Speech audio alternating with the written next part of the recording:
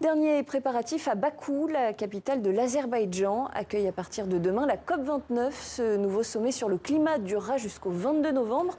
Mais plusieurs dirigeants internationaux ont d'ores et déjà décidé de bouder l'événement. Et pour en parler, nous sommes justement en direct de Bakou avec Nicolas Héringer. Bonsoir et merci d'être avec nous. Vous êtes chargé de campagne pour l'organisation de défense de l'environnement 350.org.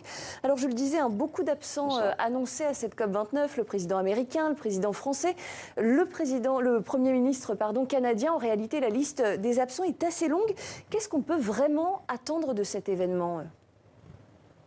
C'est une COP qui est relativement technique dans la mesure où elle doit traiter de mécanismes de financement. Donc c'est pas la COP la plus politique dans le cycle des COP. Il y a des COP qui sont plus ou moins politiques. Celle-ci est relativement technique. Donc c'est pas forcément étonnant ou aberrant qu'un certain nombre de chefs d'État et de gouvernement fassent l'impasse. L'absence de certains quand même est problématique. Moi je pense notamment à Emmanuel Macron depuis le début de son mandat, sur 6 COP auxquelles il aurait pu assister, il en aura séché 3 au total. Ça montre de sa part un manque de volonté de s'engager et de faire vivre l'ambition de l'accord de Paris, qui est mise à mal à au moins 2 niveaux. Le premier niveau, c'est qu'on atteint un réchauffement au niveau mondial de 1,4 degré, donc on s'approche des 1,5 degrés qui étaient au cœur de l'accord de Paris. Et le deuxième niveau de mise à mal de l'accord de Paris, c'est évidemment l'élection de Donald Trump, qui entend cette fois-ci non pas seulement se retirer de l'accord de Paris, mais peut-être se retirer de l'ensemble du mécanisme onusien de négociation, et qui pourrait, en tout cas c'est son ambition, entraîner avec lui d'autres États. Et donc on a une mise à mal du cadre même de négociation. Et au moment où ce cadre devrait être défendu par du volontarisme politique, Emmanuel Macron, qui est un peu le garant quelque part de l'accord de Paris en tant que chef d'État du pays dans lequel il a été conclu, est une fois de plus absent des négociations de climat. Il utilise les tensions entre la France et l'Azerbaïdjan comme un prétexte, mais en réalité il y a quelque chose de plus profond. Un manque de volonté politique que vous pointez, vous, Nicolas Héringer, en tant que représentant de la société civile. Quel rôle entendez-vous jouer lors de cette COP29 ? Quel combat entendez-vous porter ?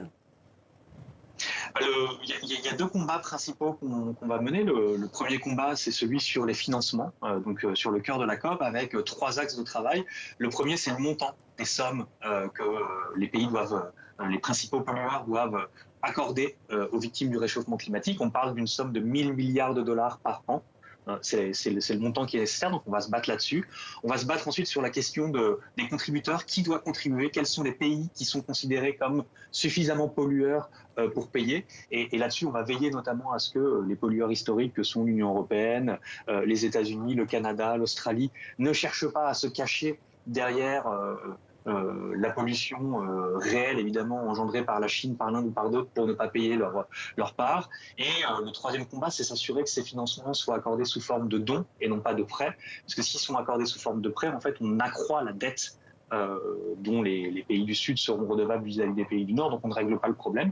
Et puis le deuxième axe de travail, c'est les contributions des États sur le front de la réduction des émissions de gaz à effet de serre, puisque depuis un mois, en gros, et jusqu'à la COP de l'année prochaine qui aura lieu au Brésil, les États doivent remettre leur plan de réduction des émissions de gaz à effet de serre, et on va s'assurer qu'ils sont à la hauteur de l'enjeu.